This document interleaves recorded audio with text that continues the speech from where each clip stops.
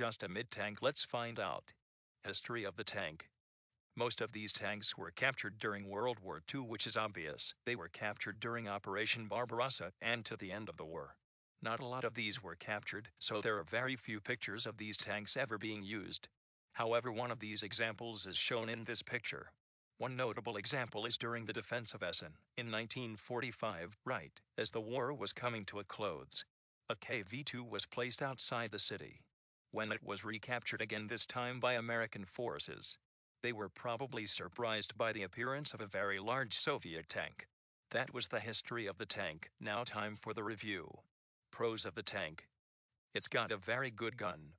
With its 152mm gun, it will destroy nearly everything at its battle rating. If something takes a direct hit, they are most likely dead.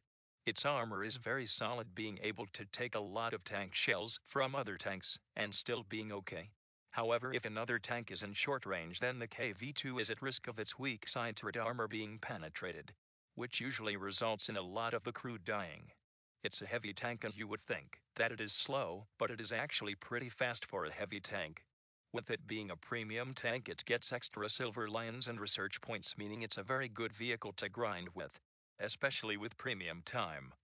Sometimes if a shot is lucky, the tank can kill multiple enemies with one shell. Alright, that was all the positives. Now time for the negatives. Its cost 1,750 golden eagles to purchase. That means you will have to buy it with real money. It has a ridiculous time to reload. Because it is slow, it's not a very good tank to push with. Once that first shot is fired, it's back to waiting behind a solid object until you have reloaded. Turret rotation speed is abysmal, meaning that tanks can simply drive around your turret if at close range. Because of its tall height, it is a very easily visible tank to spot. So, conclusion. Is a worthy purchase? In my opinion, yes.